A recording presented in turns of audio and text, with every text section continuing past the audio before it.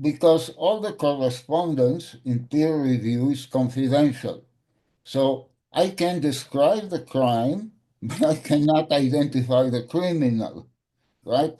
So I cannot say which journal, or I cannot say exactly what the editors or reviewers said, etc. But I can describe the situation. This is an article, this is a review. We are reviewing studies, the so-called preclinical studies. What are the studies? They expose cells, cell lines, and rodents. They expose them to e-cigarette aerosol to see what are the biological responses of these systems, these biological systems.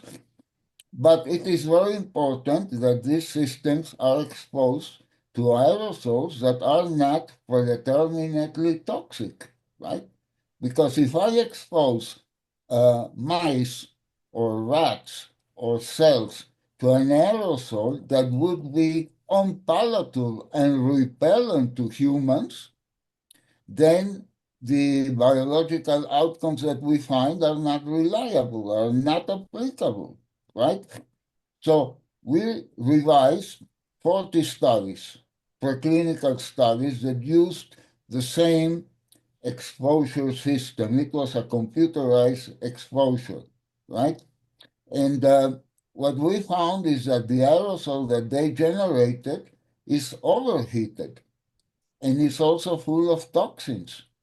But the authors of these studies are biologists or toxicologists or maybe medical doctors. They are not aware of how to generate an aerosol. They follow protocols that are not applicable to the device that they are using.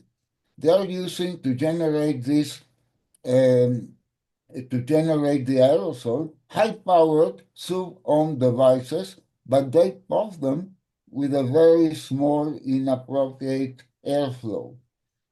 A human user, doing that, imagine these very powerful devices, and you puff them as if you were puffing a joule or a pod. It would burn your mouth. Why? Because the powerful device generates a lot of vapor. So you need a very strong inhalation, the deep to long, in order to evacuate, cool, and to cool this aerosol, this vapor, right? If the airflow is not sufficient, then this hot vapor accumulates and it produces a lot of toxins. But it's an artificial way because human users will not do that, right? So we discovered that and we made a review, and it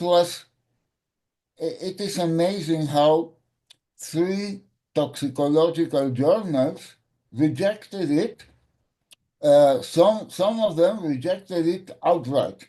They said there is no scientific content, and it was rejected.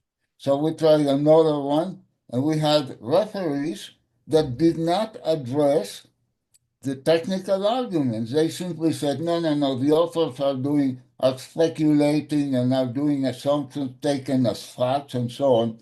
Now, this study is based on our own experimental tests, which are reported there and have been published, right?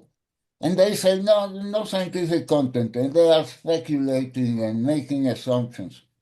So the fourth journal accepted it and sent it to review. We got three reviewers, two of them very positive.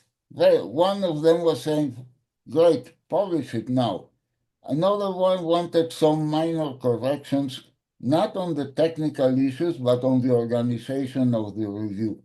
And another one rejected it, but with only one line.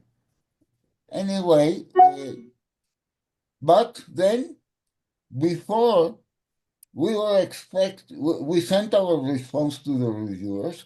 We were expecting their response. And then what we get is a letter from the editor rejecting it justifying it with a single paragraph and completely misrepresenting the opinions of the reviewers. So we appealed this decision. The journal accepted our appeal and reconsidered the rejection. And they said, okay, submit again and we will check it.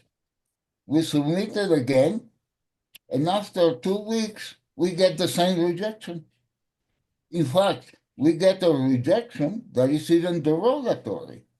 It has a phrase like saying, your research is not important for this journal. And that's it's amazing because the review was not even revised. It was revised by the reviewers, but the editor completely ignored and simply rejected twice, because once we submitted again, it was the same rejection, right? So this is I think this is editorial misconduct, because it is a rejection that is not based on the arguments, and it ignores two of the three reviewers, right?